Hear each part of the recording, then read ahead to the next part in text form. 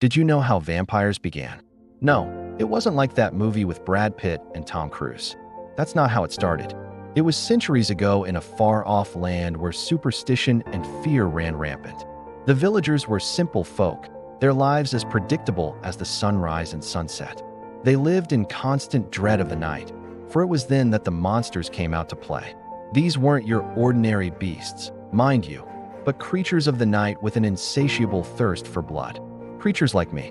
You see, we didn't always walk among you humans.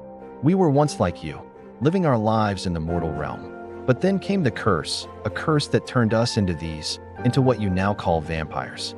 It all began with a whisper, a rumor of a young girl who looked eerily pale and whose eyes seemed to glow with an otherworldly light. Her name was Liliana, and she was my sister.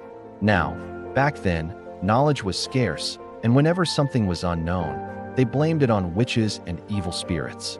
And poor Liliana became the prime suspect when a string of misfortunes befell the village. People went missing in the night, their homes ransacked and their blood drained from their bodies. The villagers, desperate for answers, turned on her, accusing her of being a heretic, a servant of the devil. They took her to the village square, their pitchforks and torches held high. As they closed in on her, she cried out, "I'm innocent," but her pleas fell on deaf ears. They dragged her to the old well in the center of town, the same well that you and your kind used to sacrifice maidens to appease your blood god. And there they left her, locked and alone in the darkness. It was then that the curse took hold. As the villagers slept, the creature that is now known as the Beast of Gavaudan broke free and descended upon the village, taking its revenge on those who had wronged its creator. From that moment on, the villagers lived in terror of the beast, hiding in their homes at night, praying it wouldn't come for them. And so it went on for many years, the beast preying on the villagers and they, in turn, blaming each other for the misfortunes that befell them. But the truth was that the beast was cursed just as I am, forever trapped in this wretched form, doomed to wander the earth for eternity. It was during one of his rampages that the beast met an old hermit who lived deep in the woods. The hermit, who was a scholar of ancient lore, recognized the beast for what it was, a victim of circumstance, a creature of immense power and grace, yet cursed to become a monster.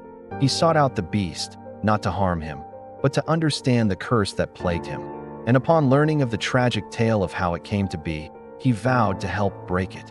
The hermit took the beast under his wing, teaching him about the world and how to control his powers. He showed him that despite the curse, he was still the same person, still my brother. He called him Lucian, for it was in the night that he found him. And though he was a creature of darkness, he possessed a spark of the divine, making him a vampire. But the villagers didn't know this. They only saw the monster that stalked the night, the one that struck fear into their hearts.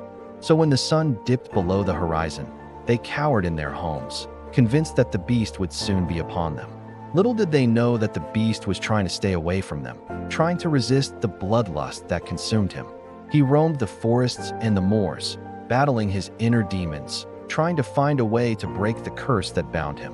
For years, he kept it at bay, but eventually the curse grew too strong to resist.